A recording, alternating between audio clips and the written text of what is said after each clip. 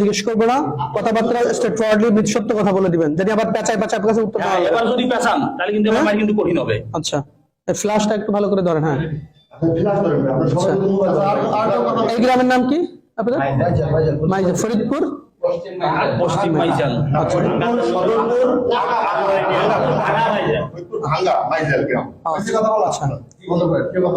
আমরা আসছি হচ্ছে ফরিদপুর মাইজেল ভাঙ্গা, না ভাঙ্গা মাইজেল গ্রাম, কালিয়া ইউনিয়ন। আচ্ছা আচ্ছা আচ্ছা। এখন এখানে আমরা এসে পেয়েছি একজন ইমাম সাহেব হচ্ছে এখানে নামাজ পড়াইতেছে এবং একই সাথে তিনি একজন খ্রিস্টান এবং এই এলাকার ভিতরে খ্রিস্টানদের দাওয়াতি কাজ করে। তো এই শবে বরাতের দিনও উনি নামাজ পড়াইছে, মোনাজাত করছে এবং ইনার পিছনে যারা নামাজ পড়ছে এদের নামাজ, খ্রিস্টানের পিছনে তো নামাজ হয় না সাধারণত। আচ্ছা, এরপরে হচ্ছে আরেকজন হচ্ছে মোটামুটি জেলা দায়িত্বে আছেন, উনি হচ্ছে জেলা দায়িত্বে আছেন খ্রিস্টানদের এই ফরিদপুরের। আচ্ছা, এখন বলতেছি, এখন সর্বশেষ যে ইমাম সাহেবকে দাওয়াত দিছে ওই ইমাম সাহেবের মাধ্যমে আমরা জানতে পারছি যে তিনি খ্রিস্টান। যাকে দাওয়াত দিছে সরাসরি তার মুখ থেকে আপনারা একটু শুনেন যে তাকে কি বলে দাওয়াত দিয়েছিল এবং কেন আজকে তারা এসেছে, বলেন আপনি। আসসালামু আলাইকুম ওয়া রাহমাতুল্লাহ। আমি শফিকুল ইসলাম, আমি বাবুনগর মাদ্রাসায় পড়ালেখা করছি, সাথে হাটাজারি মাদ্রাসায় উলুমুল হাদিস পড়াশোনা করছি 2 বছর। আমি এই এলাকায় নতুন ইমাম নিয়োগ হয়েছি, সেই সুবাদে ওনাদের সাথে আর কি আমাদের একজন মুসল্লি বিভিন্ন জনের সাথে পরিচয় করাই দিচ্ছিল। বিভিন্ন জনের সাথে পরিচয়ের সুবাদেই ওনার সাথে আমার পরিচয়, ওই মুসল্লি ওনার সাথে আমার সাথে পরিচয় করাই দিচ্ছে। পরিচয়ের পর্যায়ে উনি আমাকে বলতেছে যে ভাই আসেন, আমরা তো একই শ্রেণীর মানুষ, দুজনই আলেম, তাহলে আমাদের পরিচয়টা আর একটু গভীর হোক। আমি বললাম কিভাবে গভীর হবে? এরপরে বলতেছে যে আমরা একটা কোম্পানির কাজ করি, ওই কোম্পানিতে চাইলে আপনি আমাদের সাথে কাজ করতে পারেন। আল্লাহর রহমতে চাইলে এখানে টাকা পয়সার আপনার কোনো অভাব হবে না। আপনি আমাদের সাথে থাইকা আমেরিকা, লন্ডন, বড় বড় রাষ্ট্র আপনি সফর করতে পারবেন, ভ্রমণ করতে পারবেন, টাকা পয়সা নিয়ে চলবেন। আর মসজিদে ইমামতি করে কয় টাকা দেয় আর আমাদের? আমি বললাম যে কি কাজ এটা? বলতেছে দিনের দাওয়াত। ওই দিনের দাওয়াত করে টাকা পাওয়া যায়, এটা এখন কি দিনের দাওয়াত একটু বলেন আমাকে বিস্তারিত কইলা। উনি বলতেছে কয় সব নবীর কথাই তো কোরআন শরীফে আছে, তাই আমরা শুধুমাত্র করি কি ঈসা নবীর দাওয়াতটা আমরা বেশি দিই, অন্য কোনো নবীর আমরা দাওয়াত দিই না, আর আমরা তাকেই মানি। আমি বুঝতে পারলাম যে এখানে আসলে উনি খ্রিস্টান মিশনারিদের একটা কাজ চক্রান্ত, যার কারণে আমি ওনাকে আস্তে আস্তে আস্তে আস্তে আমার লাইনে আনার পর্যায়ে এক পর্যায়ে গত পরশুদিন ফোনে আমার সাথে বলতেছিল যে কোরআনের মধ্যে মুহাম্মাদের নাম আর কয় জায়গায় আছে, তার থেকে আমাদের ঈসা আলাইহিস সালামের নাম, মাসিহ ঈসার নাম আরো বেশি জায়গায় আছে, এরকম বলতেছে। পরে আমি গতকালকে সর্বশেষ জিজ্ঞাসা করি যে ভাই আমার, তাহলে উনি আমাকে অনেকদিন ধরে বাড়াবাড়ি করতেছিল যে আমাকে দিবে, ওই তরিকা দিবে, কিছু কিতাবাদি আমাকে দেওয়ার কথা ছিল, কিন্তু তরিকা না দেওয়ার কারণে কিতাবাদি উনি আমাকে দিচ্ছে না। বলতেছিল তরিকা যদি আপনি নেন তাহলে আপনি কিতাবগুলি আমার থেকে নিতে পারবেন, এছাড়া তরিকা না নিলে আপনি আমাদের কোনো কিতাব পাবেন না। আমি বললাম যে তাহলে কি করতে হবে? আপনাকে আগে তরিকা নিতে হবে। তরিকা কিভাবে নিব? এই তরিকা নেওয়ার জন্যই আজকে আমার এখানে আসা। যাওয়ার কথা ছিল প্রথমে ফরিদপুর, কিন্তু আমি ফরিদপুর যখন যাচ্ছিলাম না তখন এখানে আসলাম। আর এখানে এসে আজকে আমাদের কার্যক্রম যেটা ছিল সেটা হচ্ছিল গিয়ে যে উনি আর আমি 2 জন মিলে নদীতে নামবো গোসল করতে। আমাদের আজকের প্রোগ্রাম যেটা ছিল সেটা হচ্ছিল কি আমরা 2 জন একসাথে নদীতে নামবো। উনি আমার মাথার উপরে এইভাবে হাত দিবে, হাত দিয়ে বলবে যে আপনি কি মাসিহ ঈসাকে একমাত্র মুক্তিদাতা হিসেবে মেনে নিলেন এবং এই ধর্মের উপর কি আপনি থাকার জন্য প্রস্তুত? আমি তখন বলবো যে হ্যাঁ। বলার পরে আমার মাথা ধরে চাপ দিবে, আমি পানিতে ডুব দিবে, এরকম নাকি 3 বার করা হবে। এই বিষয়ে গতকাল আমার সাথে কথা হয় ফোনে, এই ফোন রেকর্ডটাও আমার কাছে আছে, চাইলে আপনারা কেউ ডকুমেন্টস হিসেবে এটা শুনতেও পারেন। এই হিসাবে আজকে আমার এখানে আসা। ওনাদের গত 1 তারিখে ঢাকায় একটা প্রোগ্রাম হওয়ার কথা ছিল, হয়েছেও সেটা। আমাকে উনি যেটা বলছে যে এখানে নাকি শত শত আলেম নাকি থাকে উপস্থিত, যারা বাংলাদেশের বিভিন্ন প্রান্তে মসজিদ মাদ্রাসার খেদমতে আছে। আমার সাথে ওনার সাথে ভিডিওতে কথা হয়েছে, ওইখানে উনি আমাকে পরিচয় করা দিচ্ছে একজন আলেম, যে সে নাকি মিশর আল আজহার বিশ্ববিদ্যালয় থেকে নাকি পড়ালেখা করে আসছে। তাই উনি আমাকে যখন পরিচয় করাই দেয় তখন উনি এখান থেকে বলতেছে কাইফা হাল। আমিও এদিক থেকে বললাম যে কাইফা হাল ইয়া আখি আলহামদুলিল্লাহ বিখাইর, এরকম বললাম। এরপরে দেখুন আবার বাংলা বলতেছে। বুঝলাম যে উনি মিশর থেকে পড়ালেখা করে যদিও আসে নাকি সত্য না মিথ্যা আল্লাহ জানে, তবে উনি আর কি আরবি কিছু পারে। এইভাবে করে আর কি কথাগুলো বিষয়গুলো আগাচ্ছিল। পরে আমি আমাদের ভাইদের সাথে, আমাদের মুনাওয়ার ভাই, তারপর ওই পাশে যে একটা মুনাওয়ার মাদ্রাসা আছে, মাদ্রাসা শিক্ষক উস্তাদ সবার সাথে আমি পরামর্শ করি বিষয়টা নিয়ে, যে ভাই কিভাবে কি করা যায়, কোনটা আমাকে বাকি দিক নির্দেশনা দেয় যে আপনি এইভাবে করে আগান, তাহলে আশা করা যায় আমরা আমাদের বড় একটা গ্রুপকে ইমানের হেফাজত করতে পারবো। এই হচ্ছিল আমাদের আজকের বিষয়াদি। বাদ বাকি কথা উন্নয় আশা করি স্বীকার করবে, স্বীকার করতে হবে এই জন্যই কারণ ওনার সকল প্রকারের ডকুমেন্টস আমাদের কাছে অলরেডি আছে, আমার কাছে আছে। এই যে কিতাবগুলি দেখতেছেন, এই কিতাবগুলো উনি আমাকে আগে অনেকবার বলছে যে কিতাবগুলো ওনার কাছে আছে, কিন্তু দিবে না কেন? তরিকা না নিলে নাকি কিতাব দিতে পারবে না। এই জন্য গতকাল আমি আসছিলাম ওনার মসজিদে, আইসা আমি মসজিদ থেকে ওনার কিতাবগুলো উনি আমাকে দেখায় নাই, কিন্তু আমি সিস্টেম করে আমি দেখছি কিতাবগুলো, আমি দেখে গেছি। এই কিতাব আর তরিকা এই দুইটা নেওয়ার জন্য আজকে মূলত এখানে আসা।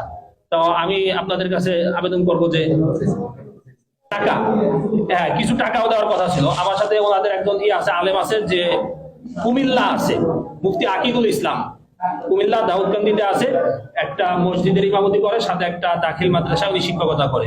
তো ওনার সাথে আমার সাথে গতকালকে কথা হয়েছে প্রায় 20 মিনিট এই হোয়াটসঅ্যাপে, এটাও আমার কাছে কল রেকর্ড আছে। ওনার বাড়ি কোথায় কিছু বলছে? উনি আমাকে আগে বলছিল গোপালগঞ্জ, কিন্তু উনি তো মাত্র স্বীকার করলো যে আকিদুলের বাড়ি নাকি বাগেরহাট, এরকম বলছে। আমাকে বলছিল গোপালগঞ্জ, কিন্তু মাইর দেওয়ার ভয়ে হয়তো উনি ই করছে, এখন হয়তো সত্যটা বলতেছে, বা আগে সত্যটা বলছে, এটা বলছে আকিদুল নাকি এই মাসে 10 জন মুসলমানকে খ্রিস্টান করে ওইখানে নিয়ে আসছে। উনি বলছে এটা আমাকে, যে আকিদুল একজন ইমাম সাহেব, সে 10 জন খ্রিস্টানকে আর কি মুসলমান যারা খ্রিস্টান হয়েছে গত এই 1 তারিখের সেমিনারে উনি নিয়ে আসছে।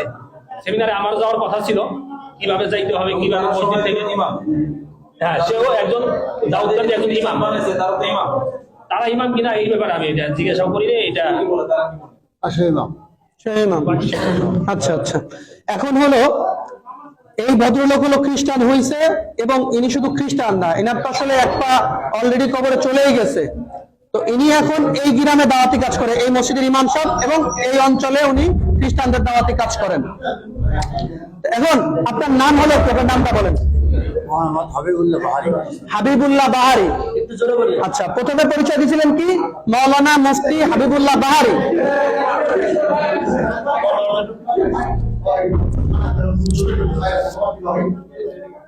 ভিডিওটা একটু ই করে বন্ধ রাখেন। আপনি কি এদিকে আসেন ভাই? পরিচয় উনি প্রথমে দিছে, ওনার নাম হচ্ছে মাওলানা মুফতি হাবিবুল্লাহ বাহারি। এরপরে বলছে উনি ফাজিল শেষ করছে কোনিয়ালিয়া থেকে, দিগনগর থেকে ফাজিল শেষ করছে, আবার মাওলানা মুফতি শেষ করছে। পরবর্তীতে কিছু সময় পরে আবার স্বীকার করছে না মাওলানা মুফতি হয় নাই। তার মানে এই মাওলানা মুফতির টাইটেল পরিচয় ব্যবহার করে সাধারণ মুসলমানদেরকে ধোঁকা দিচ্ছে যে আমি একজন মাওলানা মুফতি, সব যদি খ্রিস্টান হয় তোমাদের খ্রিস্টান হতে সমস্যা কি, বা ইসাই তরিকা গ্রহণ করতে সমস্যা কি? আচ্ছা, তো এখন আপনার গ্রামের বাড়ি হলো কোথায়? মানিহার গ্রাম। মানিহার গ্রাম, থানা গোপালগঞ্জ, জেলা গোপালগঞ্জ, থানা গোপালগঞ্জ, মানিহার গ্রাম। আচ্ছা, আপনার ছেলে সন্তান কয়জন? 3 বাচ্চা, 2 মেয়ে 1 ছেলে। আচ্ছা, আপনি এখন তো দাওয়াত দিয়ে আকিদুল্লাহ খ্রিস্টান বানাইছেন? জি। আচ্ছা, শুধু আকিদুল্লাহ। আর তারপরে আর কাউকে দাওয়াত দিয়েছেন? না, আর এনারে দিয়েছেন। আর এটাকে দাওয়াত দিয়েছিলেন? কিন্তু আপনি আমাকে বলছেন যে আপনার সে অধীনে অলরেডি 5 জন খ্রিস্টান আছে। ওনার অধীনে আরো 5 জন খ্রিস্টান আছে, উনি বলছে এই রেকর্ড আছে আমাদের কাছে। আমি মিথ্যা কথা বলছি। উনি মিথ্যা কথা বলছে, স্বীকার যাচ্ছে। উনি বলছেন বলতে মিথ্যা কথা। তো ওনার এই কথাগুলো আমাদের বের করতে অনেক কষ্ট হয়েছে, জানি না আরো কি পরিমাণ মিথ্যা কথা বা কি পরিমাণ রহস্য ওনার ভিতরে রয়ে গিয়েছে। এরপরে ইনি হচ্ছে ইনার গুরু, এবং ইনি হচ্ছে ফরিদপুর জেলার দায়িত্বশীল হচ্ছে এই ভদ্রলোক।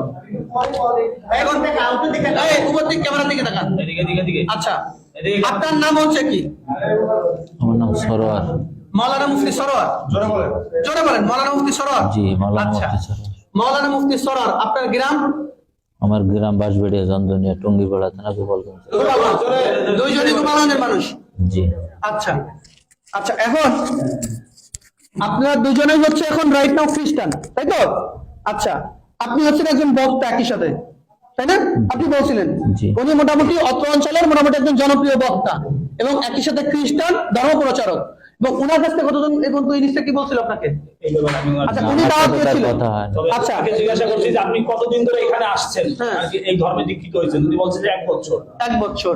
আমি জিজ্ঞাসা করছি আপনি কার থেকে হয়েছেন? আমি হয়েছি সরোয়ার থেকে। আমি বলছি 1 বছর আসছি এখানে। আচ্ছা, আপনি হয়েছেন সরোয়ার থেকে? আপনি এরকম বলছেন, আর আপনি সরোয়ার। আচ্ছা, 1 মিনিট, ওদিকে ফিরেন। না না, 5 মাস ধরে জড়াইছে ভিতরে। আপনি হ্যাঁ, এই নিজেকে চাকরি করে বোধহয়। এদিকে তাকান। আপনাকে খ্রিস্টান বানাইছে কে? এক কথা উত্তর দিবেন। আকিদুল বানাইছে। আর আপনি তো আকিদুল কবির খ্রিস্টান মাইজেল আপনি স্বীকার করেছেন, তাহলে আপনি যে একমতে 4 রকমের কথা বলতেছেন। আপনারা সরাসরি খ্রিস্টান কে বানাইছে আপনি বলছেন প্রথম ইনা কথা, ইনি হচ্ছে এই জায়গার প্রধান। আমি সত্যি কথা বলি। এক মিনিট, আপনাকে খ্রিস্টানের দাওয়াত দিছে উনি, স্টেট ফরওয়ার্ড কথা বলবেন। উনি দেশে চুপ, আর কোনো কথা হবে না, উনি আপনাকে দিছে। তাহলে আপনি বলছেন যে এই পর্যন্ত আপনি কাউকে দাওয়াত দেন নাই। তারপরে হলো যে আপনি হচ্ছে নিজে খ্রিস্টান হয়েছেন, এরপরে আপনি বলছেন আপনার ভাই যে বলছে যে উনি মানে অনেক টাকা পায়, হ্যাঁ, যার কারণে ওই টাকা নিয়ে উনি ফ্ল্যাট নিয়ে ঢাকায় থাকে। একজন ইমাম সাহেবের পক্ষে তো ঢাকায় ফ্ল্যাট নিয়ে 2-3টা ফ্ল্যাট নিয়ে থাকা কি সম্ভব? বলেন। তার মানে উনার মাধ্যমে হাজার হাজার মানুষ খ্রিস্টান হওয়া সম্ভব, কারণ উনি একটা কমিউনিটির লিডার, এই যে ইনি, এবং উনার টাইটেল হলো উনি মাওলানা মুফতি। এগুলো হলো প্রতারণা। হ্যাঁ, এবার গত মাসে 1 লাখ টাকা কামাইছে, তাই না? তাই বলছে, ভিডিও আছে। আচ্ছা, আর আপনি এক মিনিট আপনি উনাকে দাওয়াত দিয়েছেন, স্ট্রেট ফরওয়ার্ড করে বলবেন, উনাকে দাওয়াত দিয়েছেন?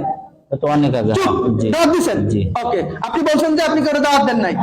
এই একজন পাওয়া গেল আপনাদের খ্রিস্টান, ওই একজন পাওয়া গেল উনি উনাকে দাওয়াত দিয়েছেন। আচ্ছা আচ্ছা, এই হলো আমাদের অবস্থা। আর এইরকম অবস্থায় সারা বাংলাদেশে এইরকম অসংখ্য মানুষ পাওয়া যাচ্ছে যারা এই ধরনের প্রতারণা আমাদের মুসলমান কমিউনিটির সাথে করতেছে।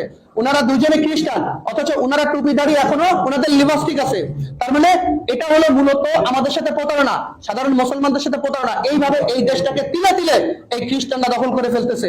আমাদের বান্দরবন, খাগড়াছড়ি, এই সমস্ত জায়গাগুলো, আমাদের দিনাজপুর, সব জায়গায় একই অবস্থা ভাই। তো এই জন্য এই যে ইনাদের, আপনাদের কাছে কোনো তথ্য আছে এদের ব্যাপারে? শেষ করে দেব। আচ্ছা, যাই হোক, এই হলো অবস্থা আমাদের। তো আমরা ওনাদেরকে পাইছি, এই হলো কিতাব। এই কিতাবের মাধ্যমে, এই কিতাবের নাম দিয়েছে কিতাবুল মুকাদ্দাস, অথচ এই কিতাবের নাম হিন্দুদের মানে খ্রিস্টানদের ধর্মগ্রন্থের নাম হচ্ছে বাইবেল। কি নাম? ওদের নাম হলো বাইবেল। এরা মুসলমানদেরকে প্রতারণা করার জন্য, হ্যাঁ, আচ্ছা, এই যে হচ্ছে ওনাদের মূল ইসার নাম হচ্ছে a translation of the holy Bible, অর্থাৎ এটা ট্রান্সলেশন, অনুবাদ করা হয়েছে হোলি বাইবেল থেকে, পবিত্র বাইবেল থেকে। তো অনুবাদ করা হইলে এটা কিতাবুল মুকাদ্দাস হলো কিভাবে? একই সাথে এই যে মনোগ্রামটা, এটা আমরা কোরআন শিবির ব্যবহার করি না? তো এইটা ব্যবহার করছে সাধারণ মানুষ, জানি মনে করে এটাও কোরআন শিবির মতো। হ্যাঁ, এইভাবে এই দেশের মানুষদেরকে প্রতারণা করতেছে। এরকম শত শত বই ওনারা করছে। যাই হোক, এই ছিল আমাদের আজকের বিষয়বস্তু। আসসালামু আলাইকুম ওয়া রাহমাতুল্লাহ।